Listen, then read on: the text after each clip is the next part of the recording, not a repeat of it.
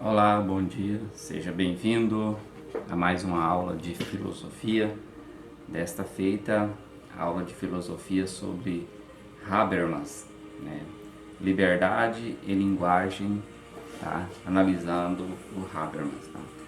Para começar sobre essa aula, nós precisamos falar quais são as características, né, que nos leva a pensar a verdade enquanto linguagem, enquanto liberdade no filósofo Habermas, tá?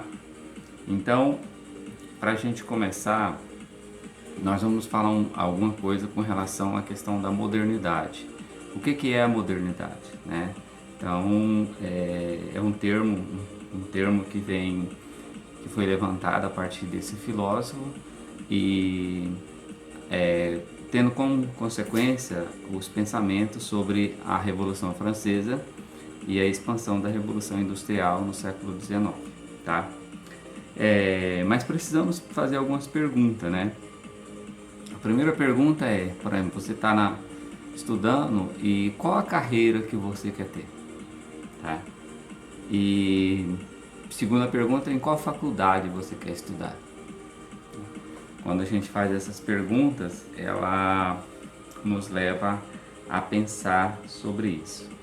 Tem uma imagem, né? Uma imagem que nós encontramos que é assim, que as pessoas falam assim: aproveite sua vida, tá? E algumas pessoas transformam essa aproveite a sua vida em aproveite a sua mentira. Por quê? Porque aí nós observamos que muitas das vezes as pessoas não estão vivendo uma vida, eles estão vivendo uma mentira, tá? Então vamos lá, dando sequência ao nosso conhecimento, eu vou explicar para vocês alguma coisa com relação ao Habermas, tá? Primeira delas, a questão das nossas escolhas. Pressupõe a ideia de que cada um é responsável pelo próprio futuro e de que é possível assumir o controle da própria vida. Você acredita nisso? Tá? Primeiro, nós temos um pressuposto de que, a partir das nossas escolhas, a ideia é que cada um é responsável pelo próprio futuro.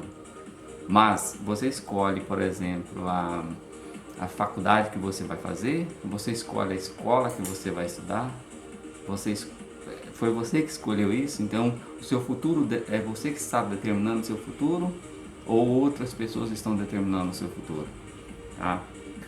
Segundo, o ato de decidir. Se a gente faz escolha, a gente tem um ato de decidir. Como que é esse ato de decidir? Situação relativamente na nova história, né? Já que até alguns séculos atrás, situações como as condições que tínhamos ao nascer determinavam quase toda a nossa vida. Então, até alguns séculos recentes, a pessoa era aquilo que ele nascia. Né? Então, se ele é nobre, ele vai continuar sendo nobre. Se ele é camponês, ele vai continuar sendo camponês. Porque ao nascer era determinado o que ele ia ser. Hoje nós temos, pelo menos em algumas situações, as pessoas podem escolher essa questão de como vai ser a sua vida, né? Mas como seria viver dessa maneira? Né? Então eis aí uma pergunta importante para a gente analisar, né? Então nós temos aquela intervenção que eu falei sobre, por exemplo, tem um cartaz que está escrito aproveite a sua vida. O garoto foi lá e riscou aquele desenho e em lugar de vida ele colocou mentira. Então fica lá, aproveite a sua mentira, né? E isso é uma arte de rua, as pessoas fazem isso, né? Uma questão importante aqui é a relação da arte contemporânea como instrumento de crítica e importante veículo de emancipação social, tá? E aí vem uma pergunta importante: qual é a importância específica do indivíduo que fala? Qual é a importância específica do indivíduo que fala, da linguagem e da mensagem, né? Quem que está falando? De onde está falando? Por que está falando? Tá? Como que é essa linguagem? Tá? E, mais importante, como que é essa mensagem? Tá? Como que ela está sendo transmitida? Ok? Então vamos lá, continuando o nosso estudo, os Habermas, vamos andar. As experiências humanas após as revoluções industrial e francesa são chamadas de modernidade. Quais são os principais aspectos dessa modernidade? Primeiro, mundialização da economia de mercado. Isso foi fundado na venda de mercadorias pela iniciativa privada, né? Segundo, abolição de privilégios de nascimento. Então, lembra aqueles privilégios que algumas pessoas tinham, são o rei, o nobre, enfim, né? Aqueles privilégios foi abolido a partir dessas revoluções, né? Terceiro, a universalização do princípio de igualdade jurídica perante a lei. Pelo menos essa ideia do princípio da igualdade, todos são iguais perante a lei, né? Claro que a gente vê muitas injustiças acontecendo no mundo ainda, pessoas que são condenadas injustamente, principalmente questão racial. Só que o princípio da igualdade jurídica, ela é estabelecida, né? Pode ser que o sistema não cumpra isso, mas ela é estabelecida sim, tá? As experiências geradas pela modernidade garantiram ao indivíduo a liberdade de agir e de transformar o seu destino e a sua realidade. Olha só, as experiências geradas pela modernidade garantiram ao indivíduo a liberdade de agir e de transformar o seu destino e a sua realidade, tá? E aí nós temos algumas ideias, por exemplo, que o Habermas discute, potencial libertador da modernidade. Como que significa? O que significa isso? Um dos principais temas de reflexão políticas até os dias atuais, que abarca explicações complexas e abordagem tanto pessimista como otimista.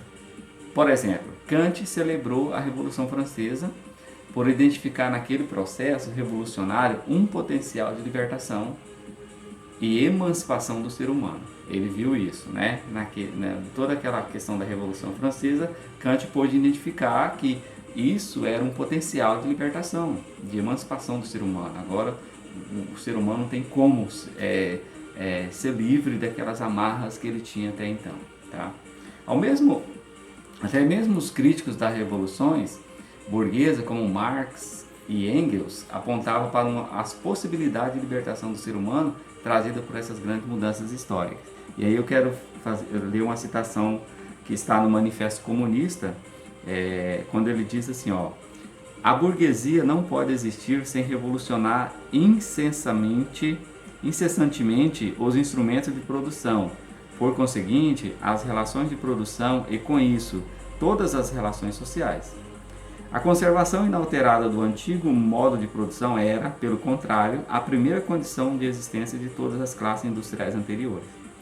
Essa subversão contínua da produção, esse abalo constante de todo o sistema social, essa agitação permanente e essa falta de segurança distinguem a época burguesa de todas as precedentes. Dissolvem-se todas as relações antigas e cristalizadas com seu cortejo de concepções e de ideias secularmente veneradas. As relações que as substituem tornam-se antiquadas antes que se consolidarem. Tudo que era sólido, veja só, e estável se desmancha no ar. Tudo que era sagrado e profano, e os homens são obrigados, finalmente, a encarar sem ilusões a sua posição social e as suas relações com os outros homens. Vale a pena só repetir essa última parte aqui do parágrafo, diz assim, ó: tudo que era sólido e estável se desmancha no ar. Tudo o que era sagrado é profanado e os homens são obrigados, finalmente, a encarar sem ilusões a sua posição social e as suas relações com os outros homens, tá? Então, essa ideia, esse aqui é uma situação bem otimista, né? E aí nós temos que analisar dentro desse contexto o desenvolvimento burguês e a exploração econômica, tá? Por quê? Porque isso torna a experiência da modernidade algo global, não é local, não acontece só num lugar, né? Ao assumir um papel de estágio inevitável no curso da história, na sua trajetória rumo ao comunismo, que segundo Marx seria uma etapa superior da evolução humana e a verdadeira emancipação do indivíduo. Claro que isso não funcionou da forma que o Marx pensou, né? O fato de O fato de vivermos em um mundo desencantado, livre das amarras do obscurantismo e da superstição, é sem dúvida um notável avanço encarnado no racionalismo iluminista e em infinitas descobertas científicas. Tá? E aí, novos problemas surgiram decorrentes das contradições do processo de modernização. E aí entra um outro pensador, que é o Weber, né? Para Max Weber, viver em um mundo moderno significa conviver com um amplo conjunto de instituições burocratizadas, tanto no âmbito privado como nas empresas estatais. Tá? O que o Habermas discute? Ele discute a modernidade, ele faz esse elogio e, ao mesmo tempo, uma crítica a essa modernidade. Ele tem uma teoria da ação comunicativa, que foi base também da escola da teoria crítica na escola de Frankfurt, né? Foi um pensador que estabeleceu separação entre o sistema e mundo da vida, tá? Para ele, o sistema compreende o universo do trabalho, que é também o universo da dominação submetido a uma razão instrumental, tá?